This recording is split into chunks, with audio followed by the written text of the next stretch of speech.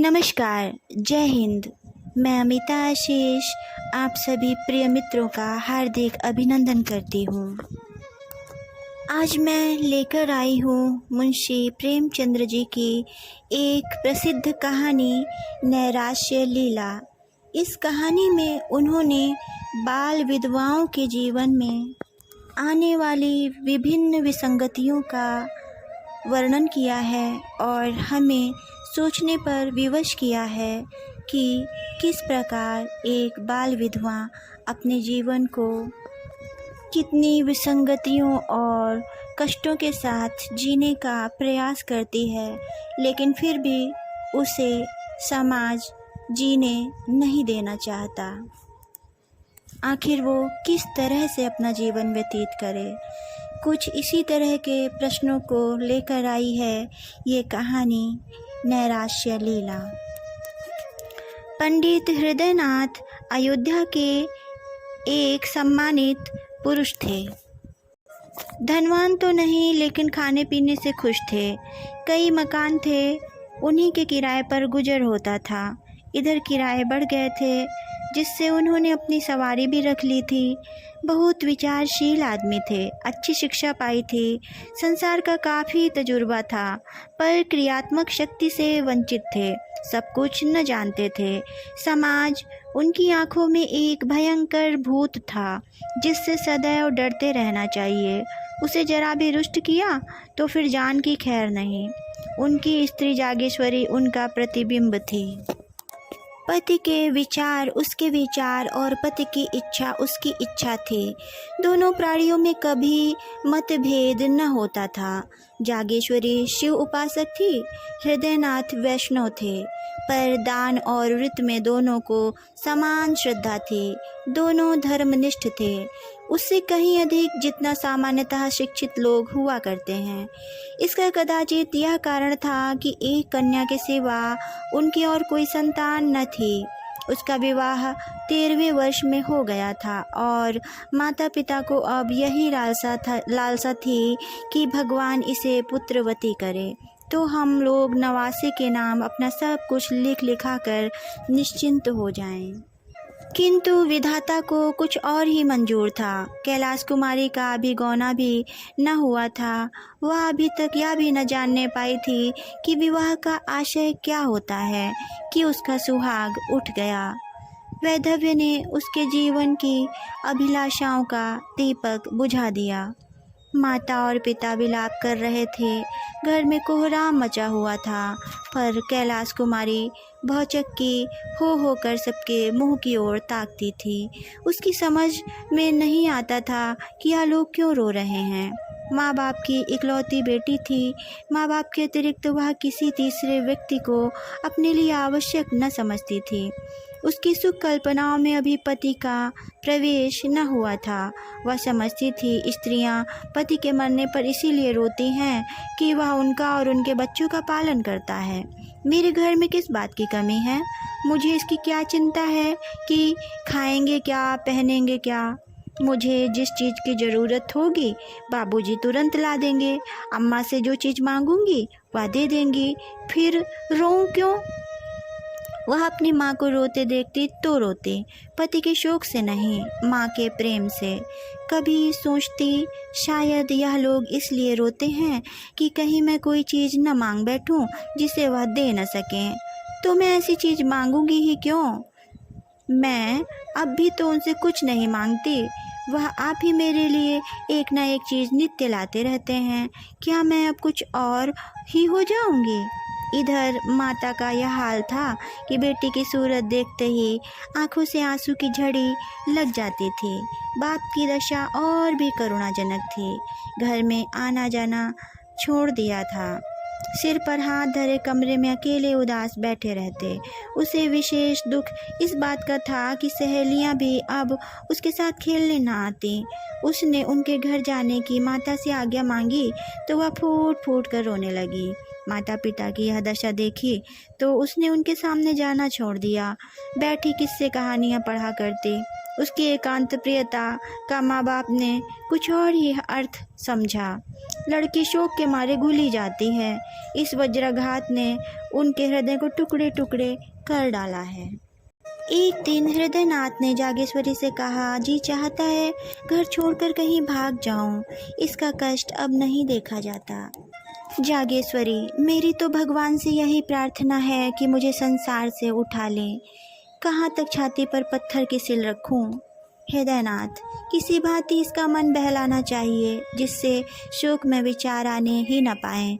हम लोगों को दुखी और रोते देखकर उसका दुख और भी दारुण हो जाता है। जागेश्वरी, मेरी तो बुद्धि कुछ काम नहीं करती। हृदयनाथ, हम लोग यूं ही मातम करते रहे तो लड़की की जान पर बन जाएगी।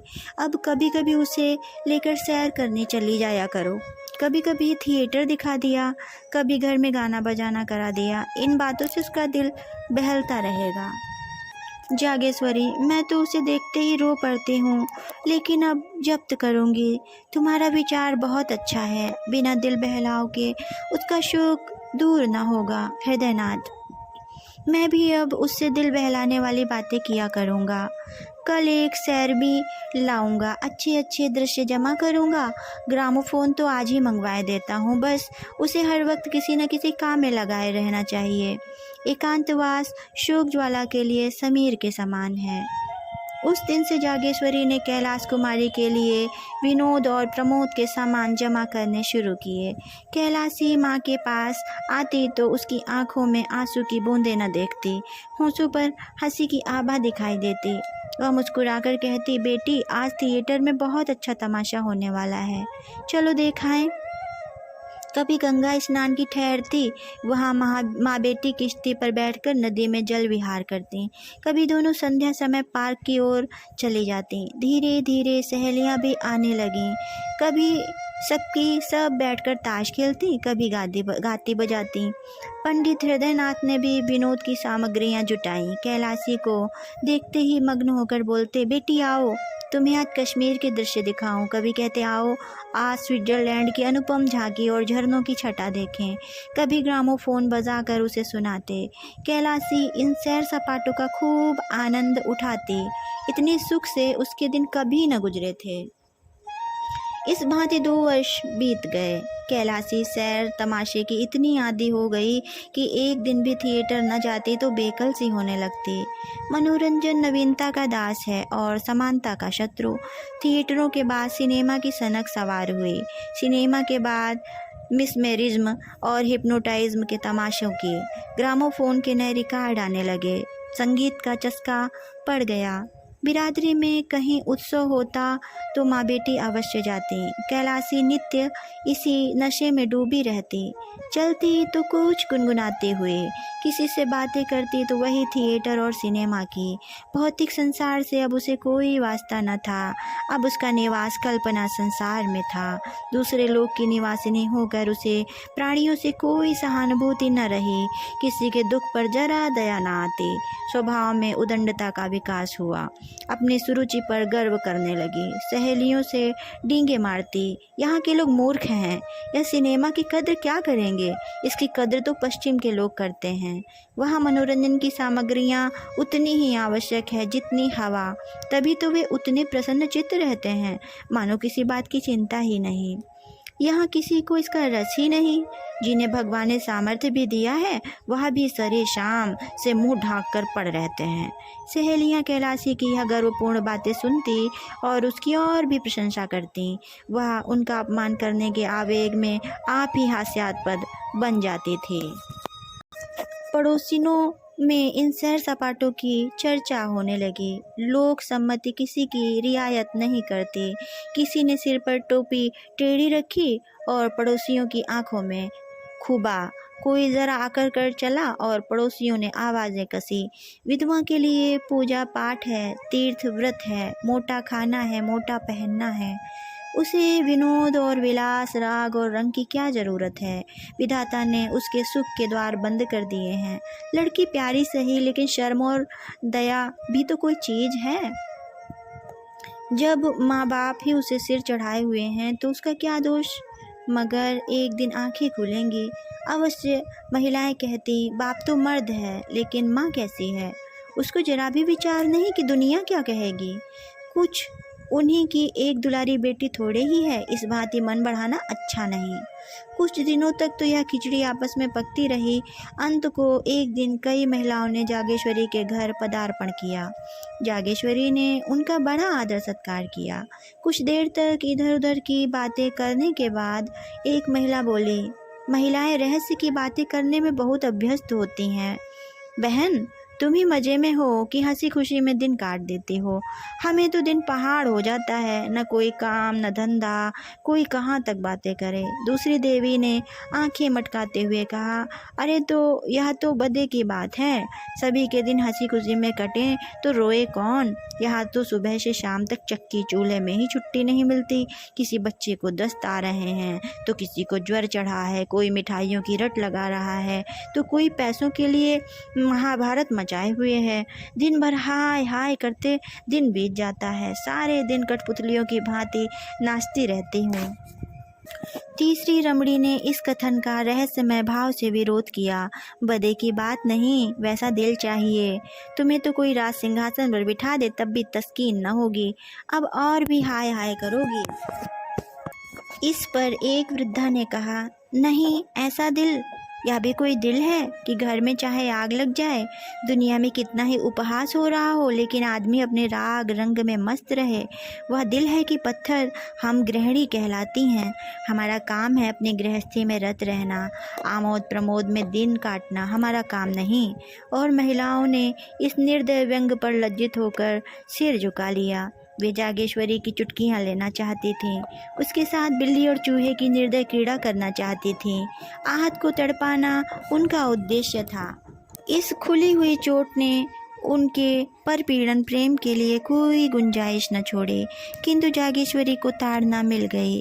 स्त्रियों के विदा होने के बाद उसने जाकर पति से यह सारी कथा सुनाई। हृदयनाथ उन पुरुषों में न थे जो प्रत्येक अवसर पर अपनी आत्मिक स्वाधीनता का स्वांग भरते हैं, हर धर्मी को आत्म स्वातंत्र्य के नाम से छिपाते हैं। वह सचिंत भाव से बोले, तो अब क्या होगा? जागेश्वरी, तुम ही कोई उपाय सोचो। हृदयनाथ, पड़ोसियों ने जो आक्षेप किया वह सर्वथा उचित है। कैलाश कुमारी के स्वभाव में मुझे एक विचित्र अंतर दिखाई दे रहा है। मुझे स्वयं ज्ञात हो रहा है कि उसके मन बहलाव के लिए हम लोगों ने जो उपाय निकाला है वह मुनासिब नहीं है। उनका यह कथन सत्य है कि विधवाओं के लिए यह आमोद प्रमोद वर्जित है। अब हमें यह परिपाटी छोड़नी पड़ेगी।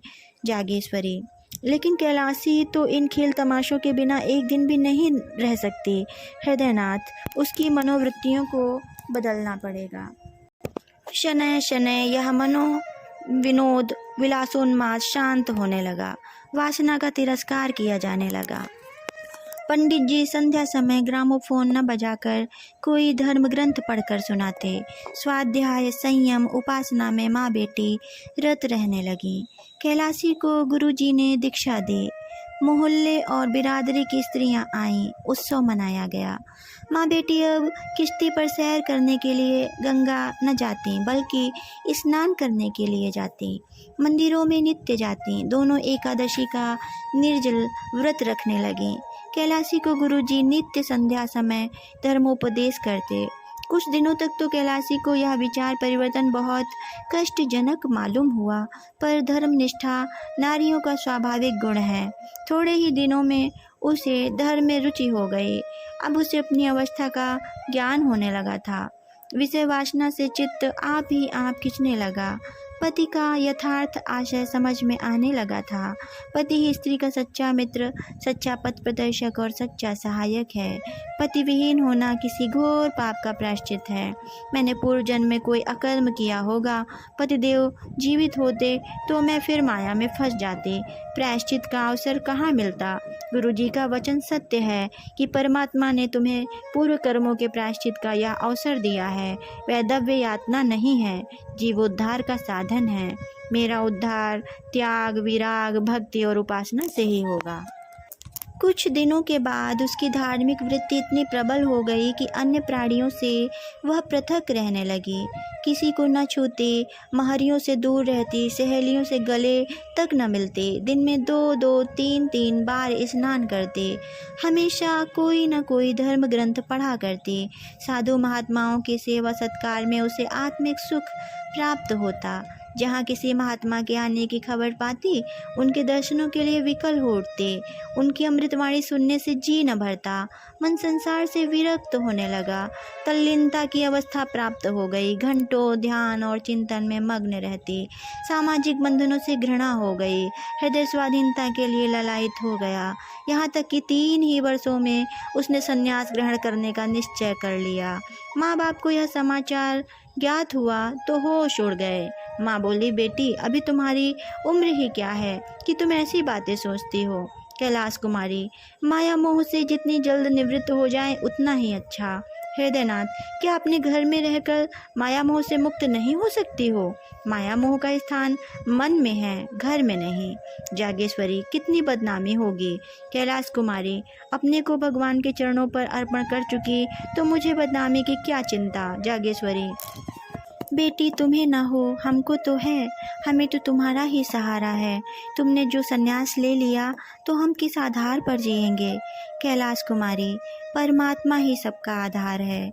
किसी दूसरे प्राणी का आश्रय लेना भूल है। दूसरे दिन यह बात मोहल्ले वालों के कानों में पहुंच गई। जब कोई अवस्था असाध्य हो जाती है तो हम उस पर व्यंग करने लगते हैं। यह तो होना ही था, नई बात क्या हुई। लड़कियों को इस तरह स्वच्छंद नहीं कर दिया जाता। फूले न समाते थे कि लड़की ने कुल का नाम उज्जवल कर दिया। पुराण पढ़ती है, उपनिषद और वेदांत का पाठ करती है, धार्मिक समस्याओं पर ऐसी ऐसी दलीलें करती है कि बड़े बड़े विद्वानों की जबान बंद हो जाती है। तो अब क्यों पछताते हैं? भद्र पुरुषों में कई दिनों तक यही आलोचना होती रही, लेकिन जैसे अपने बच्चे के दौड़ते दौड़ते धम से गिर पड़ने पर हम पहले क्रोध के आवेश में उसे झिड़कियाँ सुनाते हैं, इसके बाद गोद में बिठाकर आंसू पोंछने और फुसलाने लगते हैं, इसी तरह इन भद्र पुरुषों ने व्यंग के बाद इस गुत्थी को सुलझाने का उपाय सोचना शुरू कर दिया। कई सज्जन हृदयनाथ के पास आए और सिर झुकाकर बैठ गए। विषय का आरंभ कैसे हो? कई मिनट के बाद एक सज्जन ने कहा, सुना है डॉक्टर गौड़ का प्रस्ताव आज बहुमत से स्वीकृत हो गया। दूसरे महाशय बोले, यह लोग हिंदू धर्म का सर्वनाश करके छोड़ेंगे। तीसरे महानुभाव ने फरमाया, सर्वनाश तो हो ही गया है, अब और कोई क्या करेगा। जब हमारे साधु महात्मा जो हिंदू जाति के स्तंभ हैं इतने पतित हो गए हैं कि भोली भाली युवतियों को बहकाने में संकोच नहीं करते, तो सर्वनाश होने में रह ही क्या गया। हृदयनाथ, यह विपत्ति तो मेरे सिर ही पड़ी हुई है, आप लोगों को तो मालूम होगा।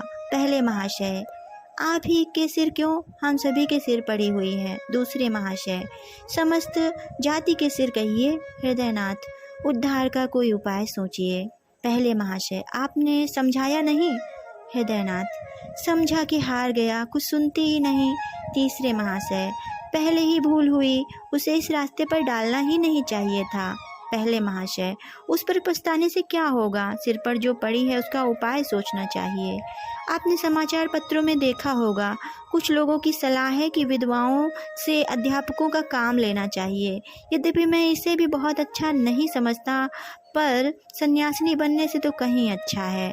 लड़की अपनी आंखों के सामने तो रहेगी। अभिप्राय केवल यही है कि कोई ऐसा काम होना चाहिए जिससे लड़की का मन लगे। किसी अवलंब के बिना मनुष्य को भटक जाने की शंका सदैव बनी रहती है। जिस घर में कोई नहीं रहता उसमें चमगादड़ बसेरा कर लेते हैं। दूसरे महाशय, सलाह तो अच्छी है, मोहल्ले की 10-5 कन्याएं पढ़ने के लिए बुला ली जाएं तो उन्हें किताबें, गुड़ियाँ आदि का इनाम मिलता रहे तो बड़े शौक से आएंगी, लड़की का मन तो लग जाएगा। हृदयनाथ, देखना चाहिए, भरसक समझाऊंगा।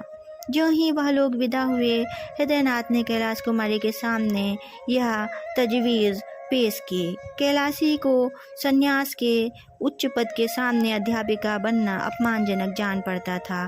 कहाँ वह महात्माओं का सत्संग, वह पर्वतों की गुफा, वह सुरम्य प्राकृतिक दृश्य, वह हिमराशि के ज्ञान में ज्योति, वह मान सरोवर और कैलाश की शुभ्र छटा, वह आत्मदर्शन की विशाल कल्पनाएं, और कहाँ बालिकाओं को चिड़िया की भांति पढ़ाना। लेकिन हृदयनाथ कई दिनों तक लगातार सेवा धर्मों का महत्व उसके हृदय पर अंकित करते रहे। सेवा ही वास्तविक संन्यास है। सन्यासी केवल अपनी मुक्ति का इच्छुक होता है। सेवा व्रतधारी अपने को परमार्थ की वेदी पर बलि दे देता है। इसका गौरव कहीं अधिक है। देखो, ऋषियों में दधीच का जो यश है, हरिश्चंद्र में जो कीर्ति है, उसकी तुलना कहाँ की जा सकती है। सन्यास स्वार्थ है, सेवा त्याग है आदि। उन्होंने इस कथन की उपनिषदों और वेद मंत्रों से पुष्टि की।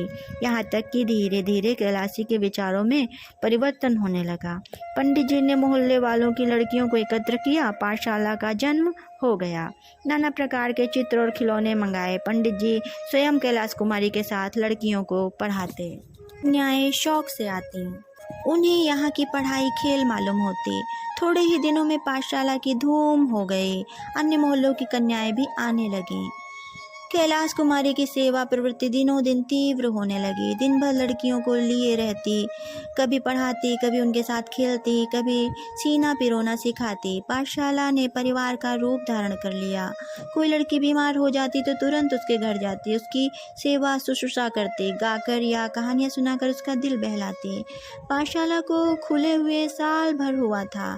एक लड़की को जिससे वह बहुत प्रेम करती थी चेचक निकल आई। कैलाशी उसे देखने गई। माँ बाप ने बहुत मना किया पर उसने न माना। कहा तुरंत लौट आऊंगी। लड़की की हालत खराब थी। कहाँ तो रोते रोते तालू सूखता था, कहाँ कैलाशी को देखते ही मानो सारे कष्ट भाग गए। कैलाशी 1 घंटे तक वहाँ रही। लड़की बराबर उससे बातें करती रही, लेकिन जब वह चलने को उठी तो लड़की ने रोना शुरू कर दिया। कैलाशी मजबूर होकर बैठ गई। थोड़ी देर के बाद जब वह फिर उठी तो फिर लड़की की यही दशा हो गई। लड़की उसे किसी तरह छोड़ती ही न थी। सारा दिन गुजर गया। रात को भी लड़की ने न आने दिया। हृदयनाथ उसे बुलाने को बार बार आदमी भेजते, पर वह लड़की को छोड़कर न जा सकती थी। उसे ऐसी शंका होती थी कि मैं यहाँ से चली और लड़की हाथ से गई। उसकी माँ विमाता थी, इससे कैलाशी को उसके ममत्व पर विश्वास न होता था। इस प्रकार वह 3 दिनों तक वहाँ रही। 8 पहर बालिका के सिरहाने बैठी पंखा चलती रहती। बहुत थक जाती तो दीवार से पीठ टेक लेती। चौथे दिन लड़की की हालत में कुछ सुधार हुआ तो वह अपने घर आई, मगर अभी स्नान भी न करने पाई थी कि आदमी पहुंचा। जल्द चलिए, लड़की रो रो कर जान दे रही है। हृदयनाथ ने कहा, कह दो अस्पताल से कोई नर्स बुला लें। कैलाश कुमारी, दादा आप व्यर्थ में झुंझलाते हैं। उस बेचारी की जान बच जाए, मैं 3 दिन नहीं 3 महीने तक उसकी सेवा कर सकती हूँ। आखिर यह देह किस काम आएगी। हृदयनाथ, तो कन्याएं कैसे पढ़ेंगी। कैलाशी, 2-1 दिन में वह अच्छी हो जाएगी। दाने मुरझाने लगे हैं, तब तक आप इन लड़कियों की देखभाल करते रहिएगा। हृदयनाथ, यह बीमारी छूत से फैलती है। कैलाशी हंसकर, मर जाऊंगी तो आपके सिर से एक विपत्ति टल जाएगी। यह कहकर उसने उधर की राह ली। भोजन की थाली परोसी रह गई। तब हृदयनाथ ने जागेश्वरी से कहा, जान पड़ता है बहुत जल्दी यह पाठशाला भी बंद करनी पड़ेगी।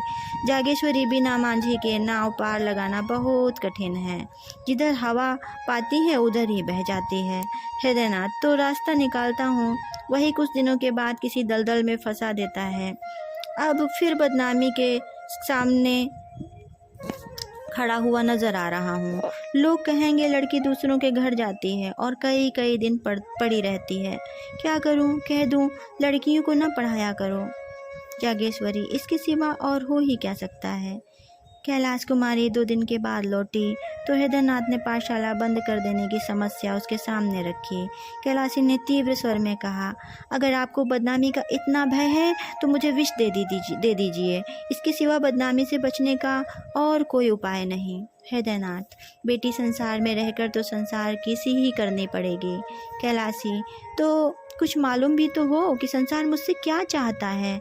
मुझ में जीव है, चेतना है, जड़ क्यों कर बन जाऊं। मुझसे यह नहीं हो सकता कि अपने को अभागिनी दुखिया समझूं और एक टुकड़ा रोटी खाकर पड़ी रहूं। ऐसा क्यों करूं? संसार मुझे जो चाहे समझे, मैं अपने को अभागिनी नहीं समझती। मैं अपने आत्मसम्मान की रक्षा आप कर सकती हूँ। मैं इसे अपना घोर अपमान समझती हूँ कि पग पग पर मुझ पर शंका की जाए। नित्य कोई चरवाहों की भांति मेरे पीछे लाठी लिए घूमता रहे कि किसी घेत में न जा पड़ूं। यह दशा मेरे लिए असह्य है। यह कहकर कैलाश कुमारी वहाँ से चली गई कि कहीं मुँह से अनर्गल शब्द न निकल पड़े। इधर कुछ दिनों से उसे अपनी बेकसी का यथार्थ ज्ञान होने लगा था। स्त्री पुरुष की कितनी अधीन है। मानो स्त्री को विधाता ने इसीलिए बनाया है कि वह पुरुषों के अधीन रहे। यह सोचकर वह समाज के अत्याचार पर दांत पीसने लगती थी। पाठशाला तो दूसरे ही दिन से बंद हो गई, किंतु उसी दिन से कैलाश कुमारी को पुरुषों से जलन होने लगी। जिस सुख भोग से प्रारब्ध हमें वंचित कर देता है, उससे हमें द्वेष हो जाता है। गरीब आदमी इसलिए तो अमीरों से जलता है और धन की निंदा करता है। कैलाशी बार बार झुंझलाती कि स्त्री क्यों पुरुष पर इतनी अवलंबित है, पुरुष क्यों स्त्री के भाग्य का विधायक है, स्त्री क्यों नित्य पुरुषों का आश्रय चाहे, उसका मुँह ताके। इसीलिए ना कि स्त्रियों में अभिमान नहीं है, आत्मसम्मान नहीं है। नारी हृदय के कोमल भाव उसे कुत्ते का दुम हिलाना मालूम होने लगे। प्रेम कैसा? सब ढोंग है। स्त्री पुरुष के अधीन है। उसकी खुशामद न करे, सेवा न करे तो उसका निर्वाह कैसे हो? एक दिन उसने अपने बाल गूंथे और जूड़े में एक गुलाब का फूल लगा लिया। माँ ने देखा तो होंठ से जीभ दबा ली। महारियों ने छाती पर हाथ रखे। इसी तरह उसने एक दिन रंगीन रेशमी साड़ी पहन ली। पड़ोसियों ने खूब आलोचनाएं की। उसने एकादशी का व्रत रखना छोड़ दिया, जो पिछले 8 वर्षों से रखती आई थी। कंघी और आईने को वह अब त्याज्य न समझती थी। सहालक के दिन आए, नित्य प्रति उसके द्वार पर ये बारातें निकलती। मोहल्ले की स्त्रियां अपनी अपनी अटारियों पर खड़ी होकर देखती। वर के रंग रूप आकार प्रकार पर टीकाएं होती। जागेश्वरी से भी बिना एक आंख देखे न रहा जाता, लेकिन कैलाश कुमारी कभी भूल कर भी इन जुलूसों को न देखती। कोई बारात या विवाह की बात चलाता तो वह मुंह फेर लेती। उसकी दृष्टि में वह विवाह नहीं, भोली भाली कन्याओं का शिकार था। बारातों को वह शिकारियों के कुत्ते समझती। यह विवाह नहीं है, स्त्री का बलिदान है। तीज का व्रत आया। घरों में सफाई होने लगी। रमणियां इस व्रत को रखने की तैयारियां करने लगी। जागेश्वरी ने भी व्रत का सामान किया। नई नई साड़ियां मंगवाईं। कैलाश कुमारी की ससुराल से इस अवसर पर कपड़े, मिठाइयां और खिलौने आया करते थे। अब की भी आए। यह विवाहता स्त्रियों का व्रत है। इसका फल है कि पति का कल्याण। विधवाएं भी इस व्रत का यथोचित रीति से पालन करती हैं। पति से उनका संबंध शारीरिक नहीं वरन आध्यात्मिक होता है। उसका इस जीवन के साथ अंत नहीं होता, अनंत काल तक जीवित रहता है। कैलाश कुमारी अब तक यह व्रत रखती आई थी। अब की उसने निश्चय किया, मैं व्रत न रखूंगी। माँ ने सुना तो माथा ठोंक लिया। बोली, बेटी, यह व्रत रखना तुम्हारा धर्म है। कैलाश कुमारी, पुरुष भी स्त्रियों के लिए कोई व्रत रखते हैं? जागेश्वरी, मर्दों में इसकी प्रथा नहीं है। कैलाश कुमारी, इसीलिए ना कि पुरुषों को स्त्रियों की जान उतनी प्यारी नहीं होती जितनी स्त्रियों को पुरुषों की जान प्यारी होती है। जागेश्वरी, स्त्रियां पुरुषों की बराबरी कैसे कर सकती हैं? उनका तो धर्म है अपने पुरुष की सेवा करना। कैलाश कुमारी, मैं इसे अपना धर्म नहीं समझती। मेरे लिए अपनी आत्मा की रक्षा के सिवा और कोई धर्म नहीं है। जागेश्वरी, बेटी, गजब हो जाएगा, दुनिया क्या कहेगी? कैलाश कुमारी, फिर वही दुनिया। अपनी आत्मा के सिवा मुझे किसी का भय नहीं। हृदयनाथ ने जागेश्वरी से यह बातें सुनी तो चिंता सागर में डूब गए। इन बातों का क्या आशय? क्या आत्मसम्मान का भाव जागृत हुआ है या नैराश्य की क्रूर क्रीड़ा है? धनहीन प्राणी को जब कष्ट निवारण का कोई उपाय नहीं रह जाता तो वह लज्जा को त्याग देता है। निस्संदेह नैराश्य ने भीषण रूप धारण किया है। सामान्य दशाओं में नैराश्य अपने यथार्थ रूप में आता है, पर गर्वशील प्राणियों में वह परिमार्जित रूप धारण कर लेता है। यहाँ वह हृदयगत कोमल भावों का अपहरण कर लेता है, चरित्र में अस्वाभाविक विकास उत्पन्न कर देता है। मनुष्य लोक लाज और उपहास की ओर से उदासीन हो जाता है। नैतिक बंधन टूट जाते हैं। यह नैराश्य की अंतिम अवस्था है। हृदयनाथ इन्हीं विचारों में मग्न थे कि जागेश्वरी ने कहा, अब क्या करना होगा? हृदयनाथ, क्या बताऊं? जागेश्वरी, कोई उपाय है? हृदयनाथ। बस एक ही उपाय है, पर उसे ज़बान पर नहीं ला सकता। कहानी समाप्त। धन्यवाद। नमस्कार, मैं अमिता शेष और आप सुन रहे थे कहानी नैराश्य लीला, जिसे लिखा था मुंशी प्रेमचंद्र जी ने। आपको यह कहानी कैसी लगी, आप अपने कमेंट और लाइक के द्वारा हमें अवश्य बताइएगा। और यदि आप मेरे चैनल पर नए हैं तो इसे सब्सक्राइब करिएगा। धन्यवाद।